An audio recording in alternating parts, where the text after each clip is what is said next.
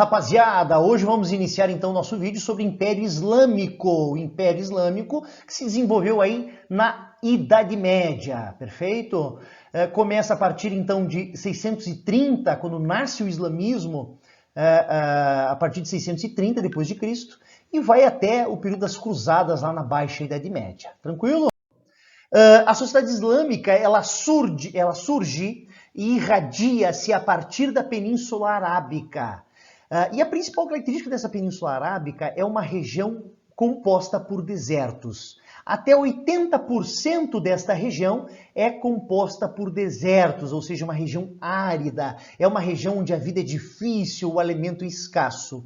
Mas, mesmo com a escassez e a dificuldade, várias tribos se desenvolveram, inclusive dentro do oásis.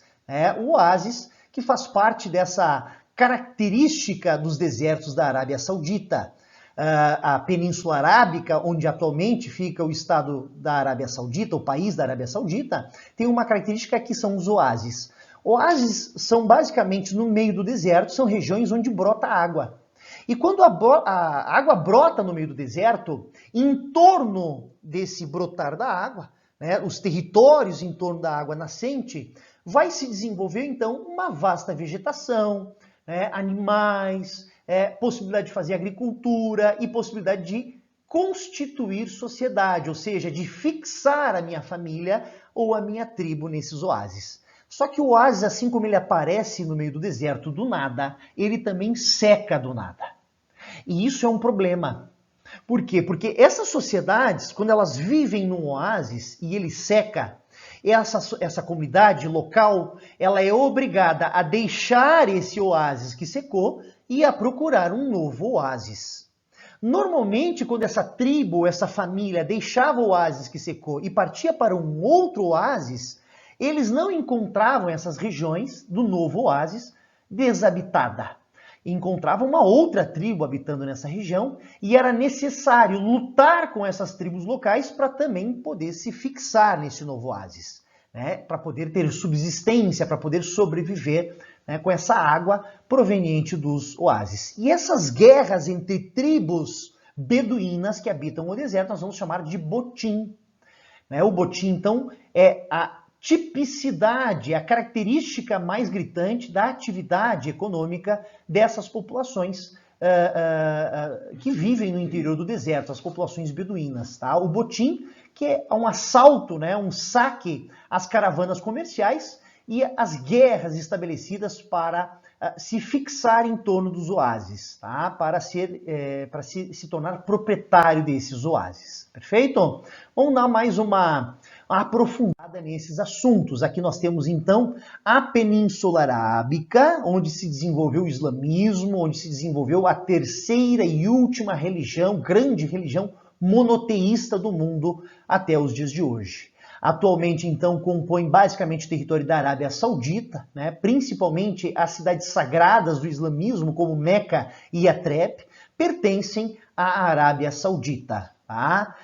Aqui nesse mapa, gente, vocês conseguem perceber, nessa fotografia de satélite, o que eu quero dizer com uma composição territorial com em torno de 80% das terras desérticas, compostas por desertos. No meio do deserto vivem as populações beduínas, como eu já disse para vocês, vivendo em torno dos oásis, e nas regiões litorâneas do Mar Vermelho, onde há possibilidade de agricultura, onde há mais fertilidade por parte da terra, onde há mais prosperidade econômica, aqui vão viver as comunidades coraixitas, principalmente na cidade de Meca.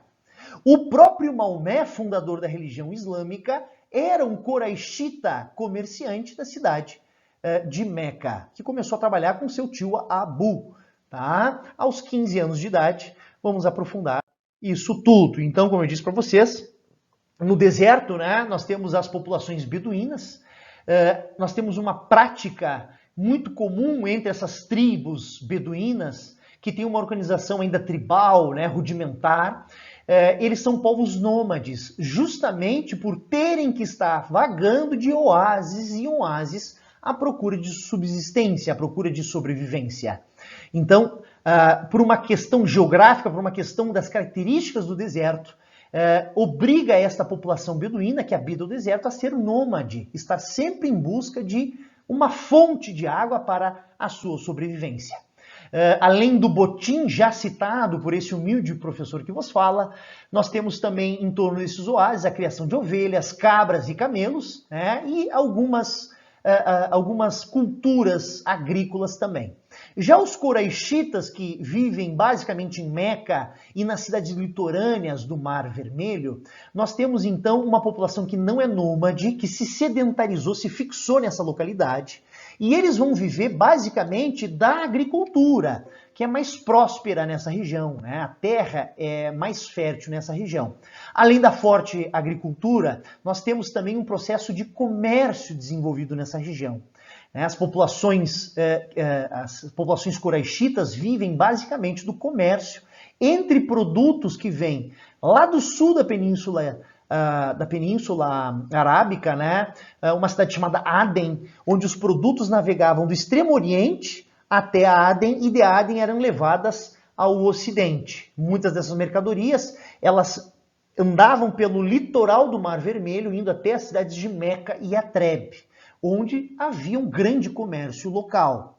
Era muito comum também essas populações beduínas viajarem ali em setembro a dezembro de cada ano para fazer adorações na cidade de Meca. Então, na cidade de Meca, além de um centro comercial, há também um centro religioso.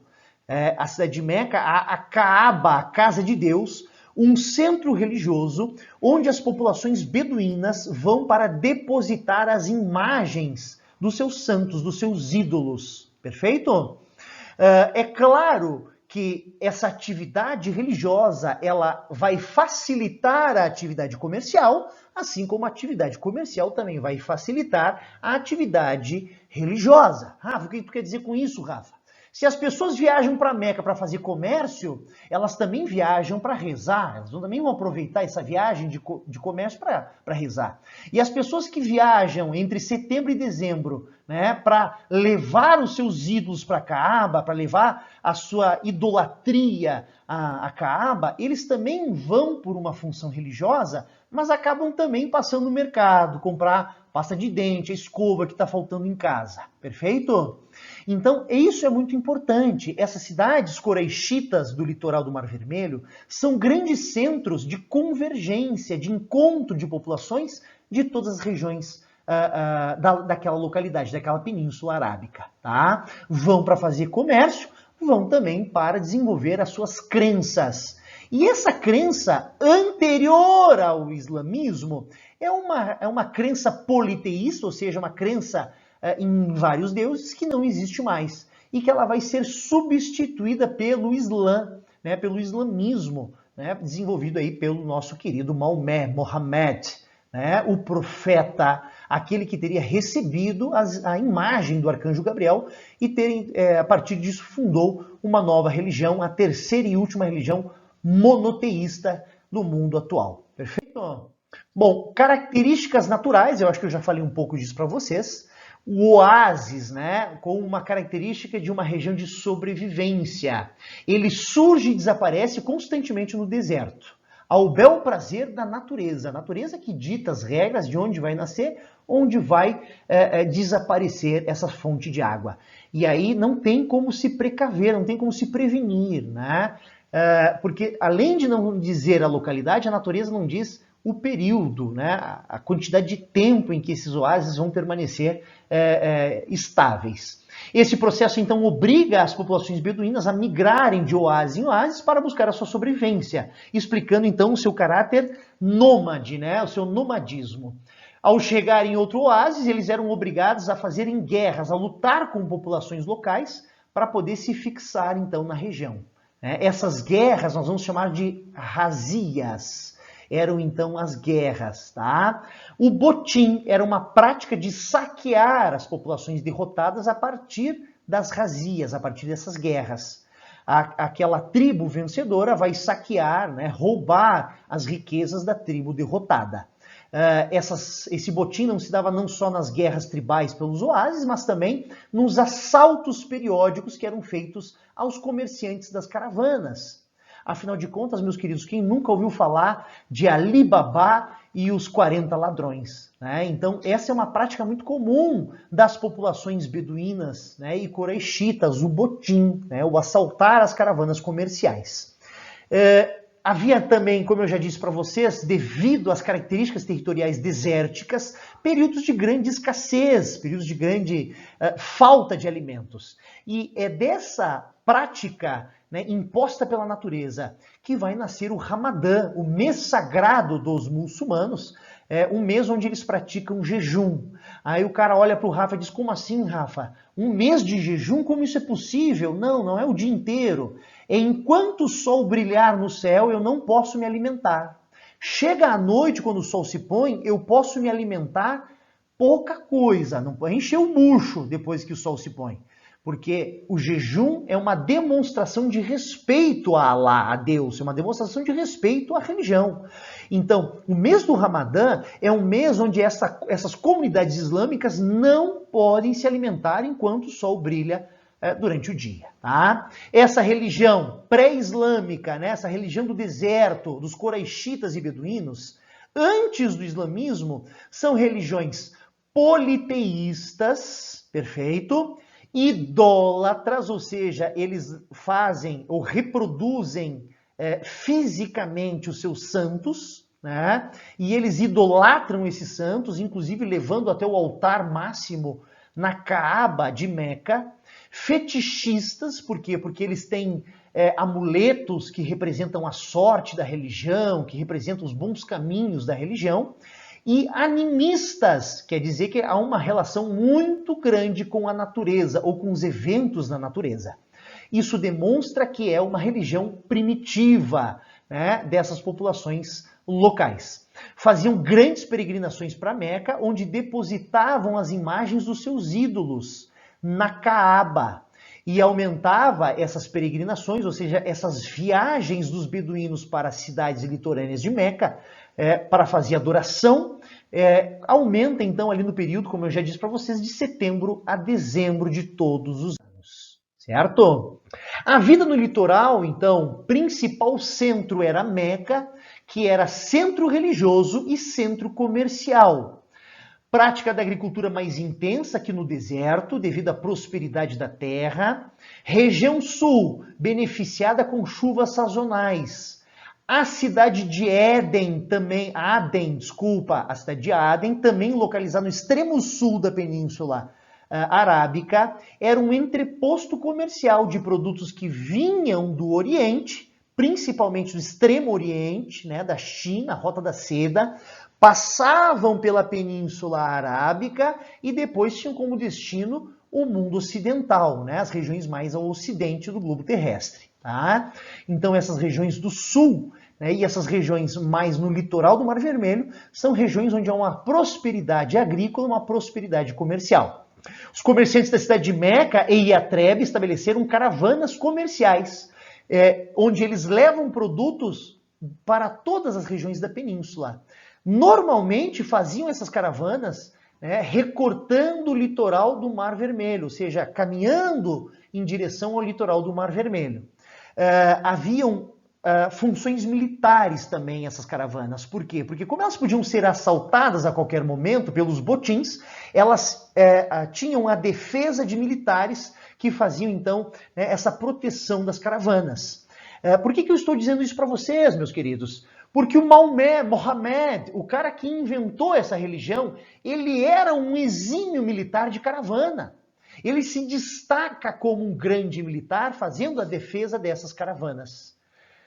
Em uma dessas viagens que ele fazia, essas viagens comerciais, ele resolveu dar uma descansada numa caverna, e nessa caverna ele teria recebido a imagem do arcanjo Gabriel. E se tratando de arcanjo Gabriel, a gente pode perceber a influência do cristianismo nesta religião que está surgindo, o islamismo, né?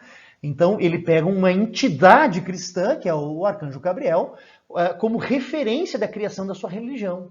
Isso demonstra que há sim uma influência das religiões monoteístas já existentes nesse período, como o judaísmo e o cristianismo. Tá? Do litoral também saíram embarcações em direção a portos no Mediterrâneo. Então a cidade de Aden era um grande entreposto comercial. Era uma região onde iam e vinham mercadorias de todas as regiões do planeta. Nesse período, os árabes ligavam-se uns aos outros apenas por laços de parentesco, ou seja, laços sanguíneos familiares. Mas também por terem um idioma único e uma crença única. Aquela crença que não existe mais, a crença politeísta. E a cidade de Meca havia um templo conhecido como Kaaba, que significa em árabe a casa de Deus, onde havia nesse local uma pedra negra, uma pedra que se destacava, onde ela foi encontrada no deserto, de areia branca, a pedra negra se destacava. E os árabes acreditam até os dias de hoje que essa pedra, que está também até os dias de hoje na Kaaba, eu vou mostrar isso para vocês em detalhes, acreditam que essa pedra foi enviada por Deus, por Alá, para os árabes. O que grande parte dos cientistas ocidentais acreditam é que esta pedra provavelmente se trata de um meteoro que caiu no deserto, tá? Mas eles não deixam nenhum cientista ocidental colocar a mão na pedra sagrada, né? Isso seria profanizar a pedra sagrada, até para que eles possam então pesquisar. Então nunca houve uma pesquisa em torno da pedra negra. O islamismo, então, como nós já vimos, surgiu e se difundiu a partir da Península Arábica. Seu fundador é chamado de Profeta Maomé ou Mohammed, que aos 15 anos de idade começou a trabalhar com o seu tio Abu no comércio de caravanas de Meca. Então percebam que Maomé era da tribo dos Coraixitas de Meca. E ele começa a fazer as caravanas com o seu tio Abu. E logo nas primeiras caravanas ele já demonstrou ser um exímio, um ótimo guerreiro, onde ele fazia a defesa dessas caravanas. Nasceu em 570 d.C., em Meca, tá? Aqui eu deveria ter modificado a ordem, né? Então isso aqui eu vou ter que refazer depois. Em 610, como eu já disse para vocês, aos 40 anos de idade, ele teria parado, em uma caverna para descansar durante aquelas viagens de caravana. E nessa caverna, eu não sei o que ele usou, se ele usou algum psicoativo, se ele entrou em contato com alguma substância que altera a realidade humana, mas ele recebe ali a imagem do arcanjo Gabriel, uma entidade cristã, e a partir desta imagem, ele começa a desenvolver a teoria, a filosofia muçulmana, a filosofia do islamismo. Perfeito? Quando ele volta para Meca, ele passa a converter primeiro os seus parentes, os seus primos, os seus irmãos, o seu tio, e ele conseguiu converter 80 parentes. Depois que ele converte 80 parentes, ele passa a converter outras pessoas de Meca, como Coraixitas e os beduínos que vinham para Meca para rezar pelas suas entidades politeístas. E ele começa então a paulatinamente, sistematicamente, a converter e a convencer as populações coraixitas de que ele tinha uma nova religião, a religião verdadeira. Tá? Aqui nós temos algo importante, prestem atenção no que eu vou dizer para vocês. Aqui, os coraixitas, sacerdotes da religião politeísta antiga, ficaram descontentes com Maomé. Por quê? Porque Maomé estava atrapalhando os negócios locais.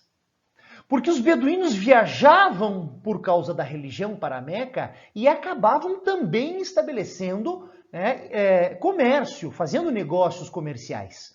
Então, a religião auxilia o comércio auxilia a religião. Aí chega o Maomé e começa a propagar uma nova religião.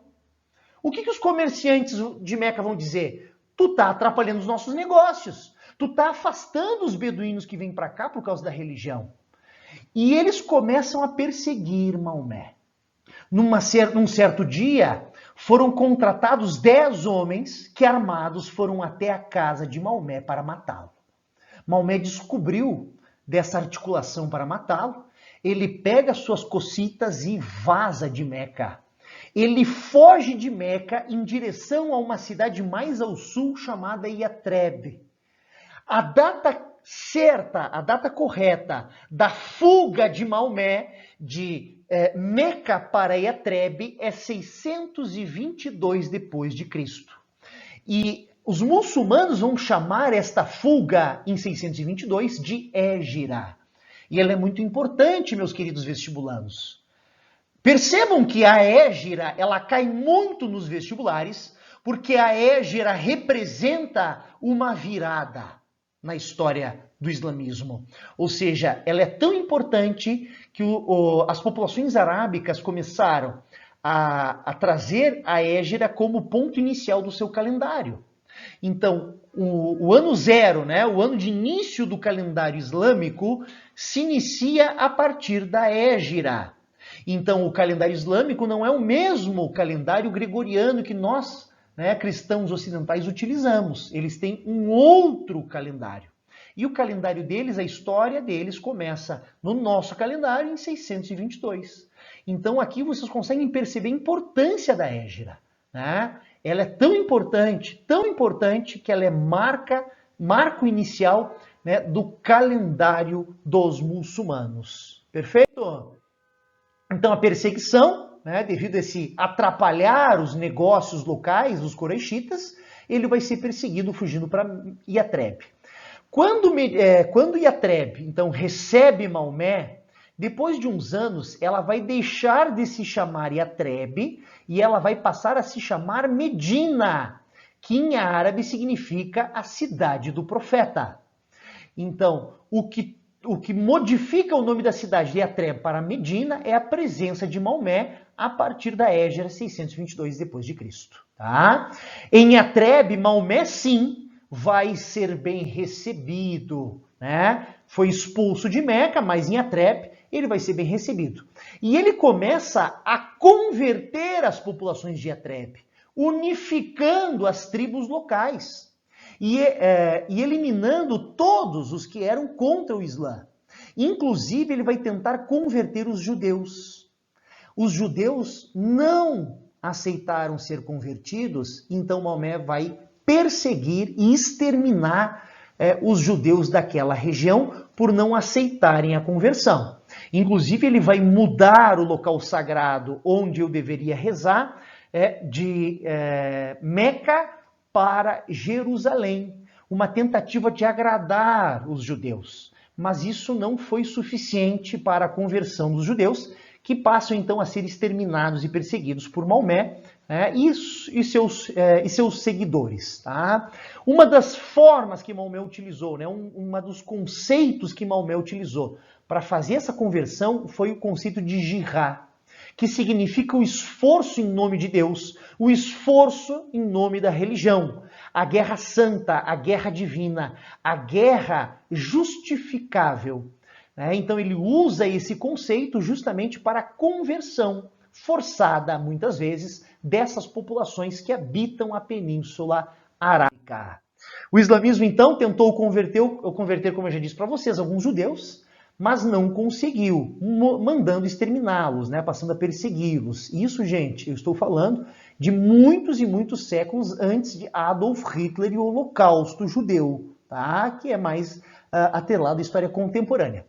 É nesse momento, então, que Yatreb passa a ser chamada de Medina, ou a cidade do profeta. Em 629, ele criou uma força de convertidos tão grande em Yatreb, em Medina, que ele resolve formar um exército em Yatreb, partir para Meca e dominar Meca. Essa tentativa de conquistar militarmente Meca se inicia em 629. A guerra foi tão brutal que a população de Meca, né, a elite de Meca, a elite política de Meca, aceita fazer um acordo com Maomé. E aí Maomé estabelece um acordo com os coreixitas no tratado de não sei como é que pronuncia isso aqui, gente, Rodaibia, tá? Em 630, as coisas estavam meio na paz, né, meio na tranquilidade, e o Maomé resolve olhar para essa situação e dizer: vou desfazer essa paz, vou desrespeitar o tratado de não agressão e vou pegar o meu exército que eu formei e vou invadir a Caaba. Quando Maomé pega seu exército e passa a agredir fisicamente, né, a agredir militarmente as populações quraixitas, que até então estavam em paz, né, pelo tratado, ele entra na Caaba, que seria então a estrutura de divinização da religião, e ele vai destruir os ídolos, aquelas pequenas imagens da religião politeísta. Esse ato agressivo de Maomé, ele é reconhecido hoje como o ponto inicial do nascimento do islamismo, quando ele destrói a religião antiga e ele vai impor, a partir desse momento, uma nova religião. 2 anos depois desse ato grotesco, né, desse ato agressivo de Maomé, 2 anos depois, 632, o Maomé morreu. Por quê? Porque ele era profeta, mas ele não era imortal. Quando Maomé morre em 632, todas as tribos da Península Arábica já haviam sido convertidas ao islamismo. E qual que é a importância disso, Rafa? Nós temos entre todas as populações convertidas um elemento unificador, como foi o cristianismo para as sociedades medievais feudais. O que todas as tribos da Península Arábica têm em comum? Uma mesma religião. E esta religião vai conseguir unificar, ou seja, trazer unidade política para esta sociedade. E esta unidade política, essa unidade populacional provinda do islamismo, vai dar ao Islã a possibilidade de expansão territorial, ou seja, de expandir o território, conquistando mais territórios com guerras locais. Vamos dar uma olhada então? Depois de que morre Maomé, quem que vai ser o próximo califa? Califa significa o sucessor do profeta, ou seja, o novo líder do islamismo. Era basicamente Califat Rasul Allah, literalmente o sucessor do profeta de Deus, ou simplesmente califa. Então, a partir de 632, morre Maomé e novos elementos, novos indivíduos passarão a conduzir, a chefiar o islamismo. Esses chefes, ou esses novos chefes do islamismo, são chamados de califas. Nós temos aqui, gente, os 4 primeiros califas após a morte de Maomé: Abu Bakr, Omar, Othman, que era genro do Maomé, ou seja, Othman casou com uma das filhas do Maomé, e o Ali, que era primo do profeta. Tá? Aqui nós temos então Omar fundando a dinastia Omíada, que é a dinastia dos primeiros califas após a morte de Maomé. A divisão dos muçulmanos, que nasce nesse período entre uma disputa de Ali com Othman, vai até os dias de hoje fazer a famosa subdivisão no mundo islâmico entre sunitas e entre xiitas. Tá? Aqueles que são seguidores de Ali são xiitas e aqueles que são seguidores de Othman são os sunitas. Neste conflito, Ali vai ser assassinado pelos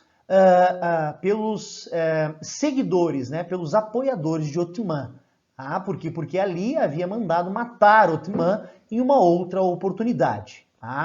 Então, o Ali, por ter sangue de Maomé, por ser primo do profeta, ele vai sustentar que para ser o novo califa era preciso ser descendente direto do profeta.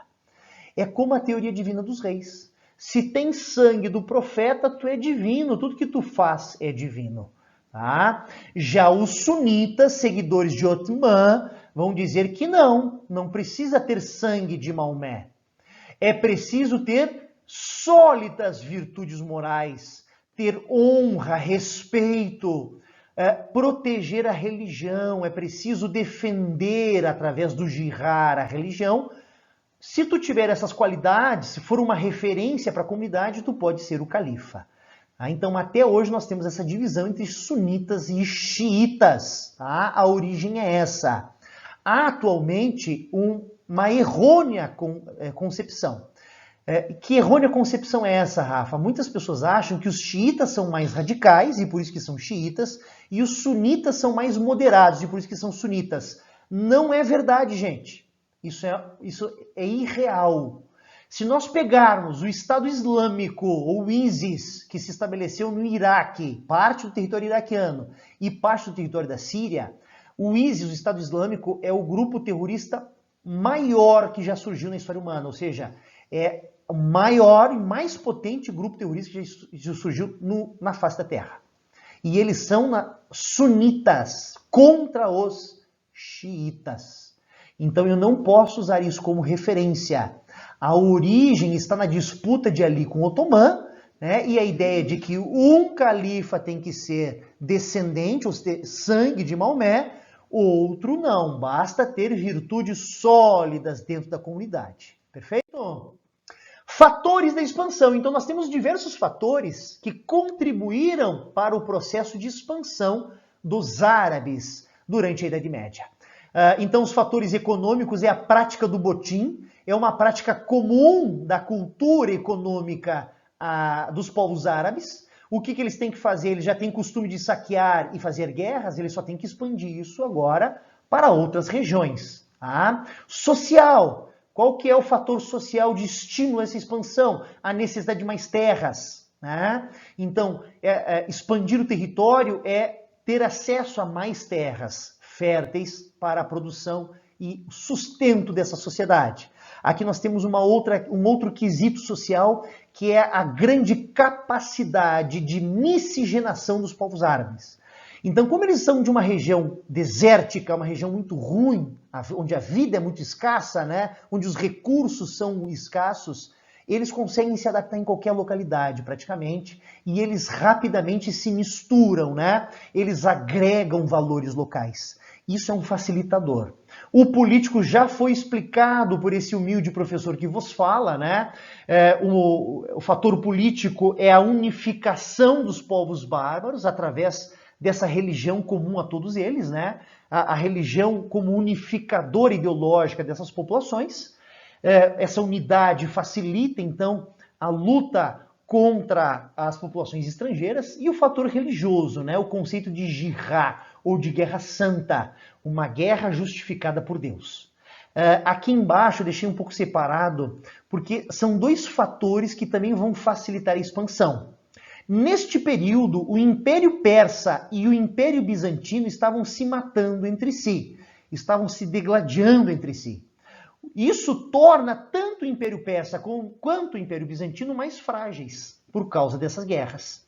A fragilidade dos persas e dos bizantinos é facilitador da expansão dos árabes. Leia-se aqui um processo de facilitação, né, da expansão dos árabes.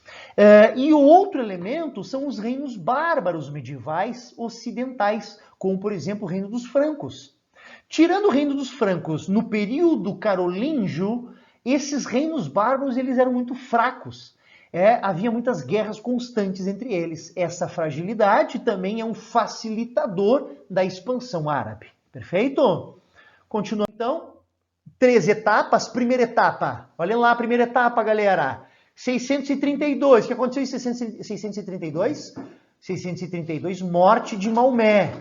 Então, da morte de Maomé até 661, a primeira etapa. Conquista da Pérsia, da Síria, da Palestina e do Egito pelas populações árabes.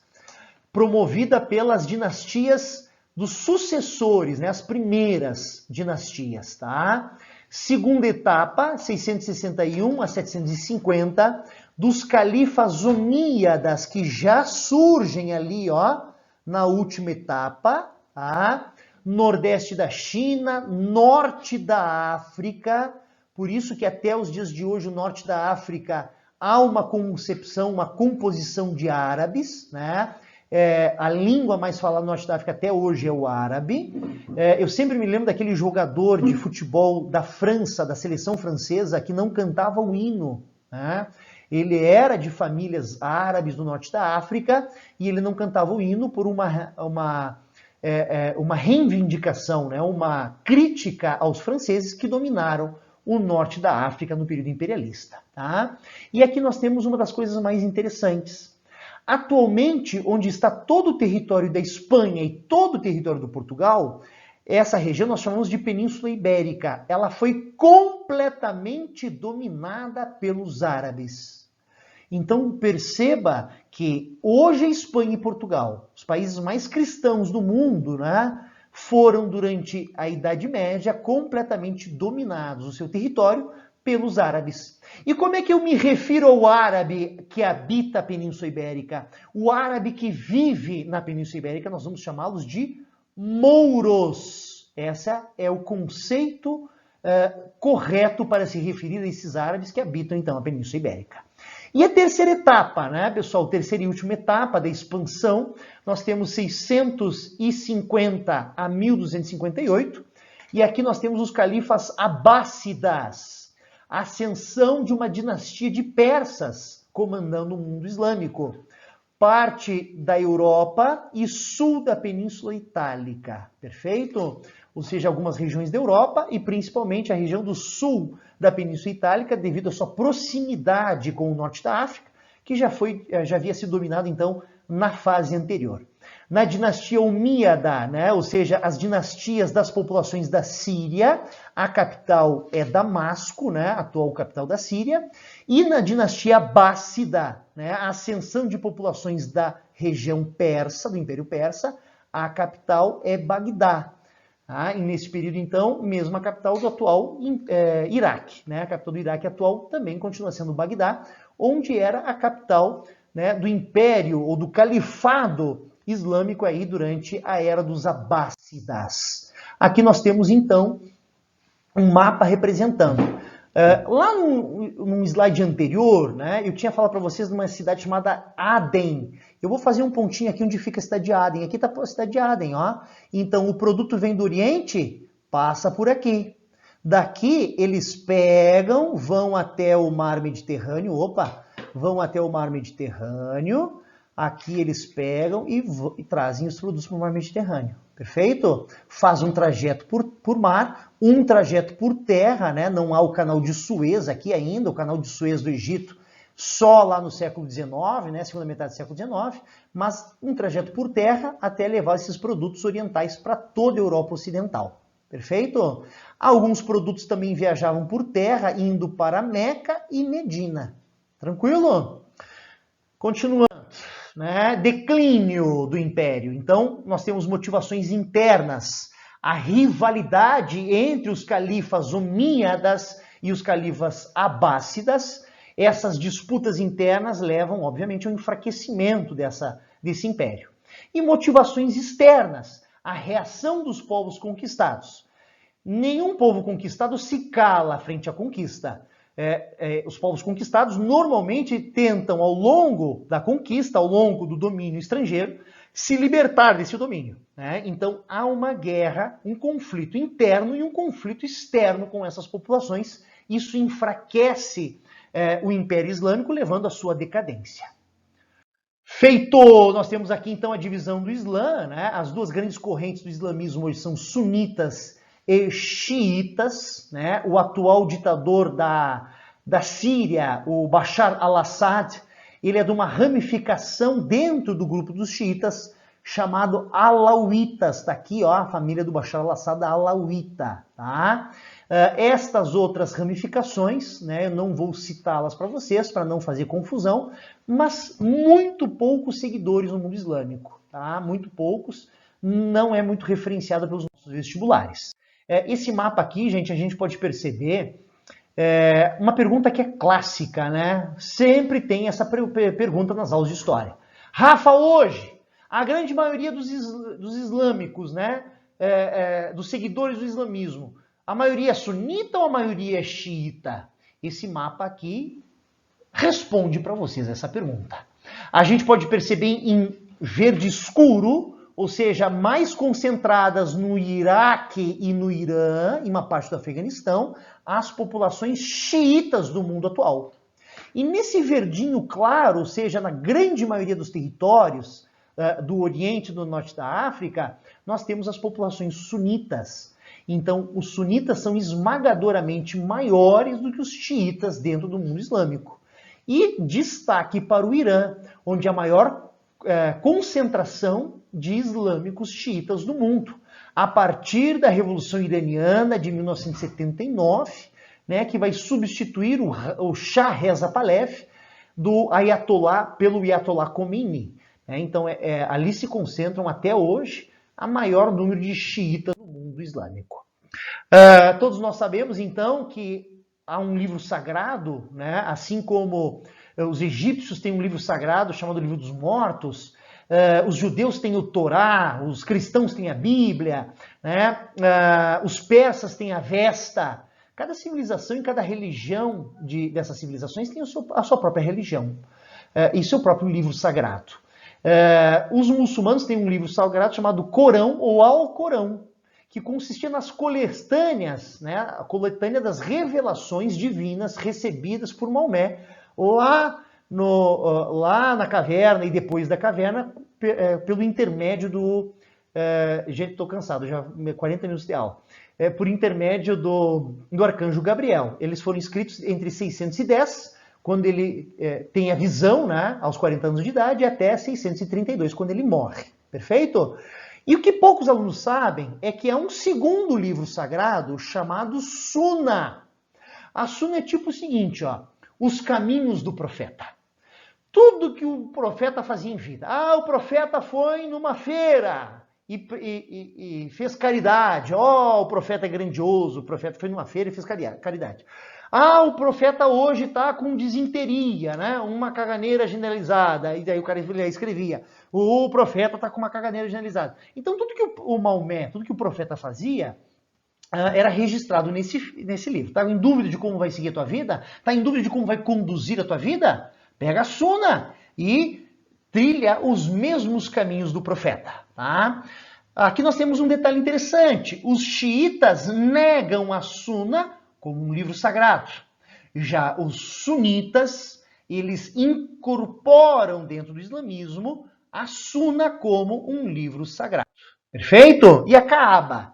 É uma estrutura em forma de cubo, localizada na cidade de Meca, né, atual Arábia Saudita, dentro da mesquita, ou seja, da igreja de Al-Masjid, que é a mesquita mais importante dos muçulmanos, certo? E, diga-se de passagem, a maior mesquita do mundo. Reverenciada pelos muçulmanos, ela possui a Kaaba, né? Essa estrutura em bloco que está dentro da mesquita. Ela tem 4 cantos, né? E em um dos 4 cantos está a famosa Pedra Negra, já citada por esse professor, né, de origem desconhecida. Os cientistas ocidentais acreditam se tratar de meteoro. Aqui nós podemos ver, gente, olhem só como é impressionante. Aqui nós temos a mesquita de Al-Masjid, certo? Percebam que aqui nós estamos no mês do Ramadã, o mês do jejum, o mês sagrado do Islã. Cada uma desses pontinhos pequenininhos aqui são uma pessoa, tá? E lá no centro está a Kaaba, perfeito? Agora tu imagina, a Kaaba tem 30 metros de altura, é gigantesca. Agora tu imagina, se a Kaaba tem 30 metros de altura, olhem as dimensões da mesquita. Tanto que agora, recentemente, foi um problema. Uma vez por ano, de preferência no Ramadã, quem é muçulmano tem que, uma vez na vida, viajar para a mesquita, né, principalmente no mês sagrado. Chega lá, tem que dar 7 voltas em sentido horário, em torno da Kaaba, e ainda botar a mão na Pedra Negra, depois vai embora. Aí, fez isso uma vez na vida, já vai para o céu. Só que o que tem acontecido nos últimos anos? Gente morrendo pisoteada. Tá? Então os sacerdotes vão dizer, não precisa mais dar as voltas, né? Não precisa mais encostar na Pedra Negra, se der uma banadinha de longe é o suficiente. Agora eu vou aproximar a Kaaba para você. Só aproximei. Impressionante, né? Então tu imagina que tem 30 metros de altura, olha ali. Então a mesquita ela é gigantesca. Aqui tem até uma espécie de uma piscina para fazer então batismo e essas liturgias da religião muçulmana. Lá dentro só entra então os sacerdotes, né? Ela é coberta de um pano negro com escritas sagradas em fios de ouro, né? e as pessoas passam, ficam lá adorando isso, né? Principalmente aquelas que creem no islamismo. Aqui está a Pedra Negra, né? Ela já está se esfacelando devido ao tempo que ela é manuseada por essas populações, em torno a uma estrutura metálica, provavelmente prata, né, para garantir que ninguém tire a pedra sagrada dali. Tá? Num dos 4 cantos da Kaaba, como eu mostrei para vocês antes, está então colada esta pedra, a Pedra Negra, venerada pelo Islã. Isso aqui é uma questão que cai muito nos vestibulares, já estamos aí na nossa reta final da aula de hoje, os 5 pilares do islamismo. Então, primeiro pilar do islamismo é crer em Alá como único Deus e Maomé como único profeta, praticar a caridade, tá? Então, praticar a caridade chegando a 2,5% da renda anual. Isso aqui é uma questão de honra e de lealdade, né? Dar condições para as populações mais humildes, podendo ter a sua subsistência, né, ajudando essas populações. Inclusive, gente, aqui na região de Foz do Iguaçu, né, na tríplice fronteira, há uma comunidade islâmica muito grande, sunita, e eles fazem uma vaquinha todo ano para dar dinheiro para aqueles elementos sociais, né, da região, menos empoderados, né, economicamente mais frágeis, a esses elementos poderem viajar para Meca uma vez na vida. Tá? Respeitar o Ramadã, o mês sagrado de jejum, rezar 5 vezes ao dia em direção a Meca e ir a Meca uma vez na vida. É óbvio que se a saúde e as condições financeiras permitirem. Lembrando vocês que essas comunidades islâmicas, elas acabam fazendo uma vaquinha para permitir que todos tenham a alma salva, que todos possam ir para a Meca uma vez na vida. Perfeito? E para terminarmos essa aula de hoje, nós vamos falar um pouco do jihad. É muito comum tu pegar aí, por exemplo, um jornal, né, um jornal nacional, ou um CNN, que é um canal de notícias novo que está surgindo aí, ou até um jornal escrito, né, como a Zero Hora, e tu vê lá, grupos jihadistas atuam no Iraque e na Síria, o grupo jihadista do Estado Islâmico, ou o grupo jihadista do ISIS. Então, a palavra jihadista, para se referir a esse extremismo islâmico, a esse fundamentalismo islâmico, hoje tem uma característica diferente de quando ela surgiu. Quando Maomé criou o conceito de jihad, ele não falou que era justificativa para a barbárie, que era justificativa para homem-bomba, para fazer terrorismo, mas sim um esforço em nome de Deus, um esforço em favor de Deus. Luta consigo mesmo, o empenho contra o inimigo que quer destruir a nossa religião. E eu compreendo o jihad como uma ideia mais ou menos da seguinte forma, gente. Se manter nessa religião é uma coisa que deve ser muito difícil. Eu penso isso para mim, tá? Por quê? Porque tu imagina que eu tenho que me voltar 5 vezes por dia e rezar para Meca, todos os dias. Cara, eu tenho dificuldade na missa, velho. Quando eu sou obrigado a ir, é um transtorno para mim. Agora, tu imagina tu me obrigar a rezar 5 vezes. Eu realmente vou ter que fazer um esforço interno. Eu vou ter que fazer um esforço em nome da religião para poder, então, me manter nessa religião. Tá? Mas, atualmente, ela é utilizada, esse conceito, para justificar o terrorismo de alguns grupos extremistas, fundamentalistas. A noção de uma guerra de autodefesa para proteger os valores sagrados, nobres do islamismo. O objetivo, inicialmente, aplicado por Maomé, era difundir e proteger o islamismo. Atualmente, esse conceito foi moldado como um conceito utilizado para justificar a barbárie. Certo, meu povo querido? Pessoal, encerrando aí, fechamos aí 48 minutos. Obrigado. Islamismo na área, gente. Beijos.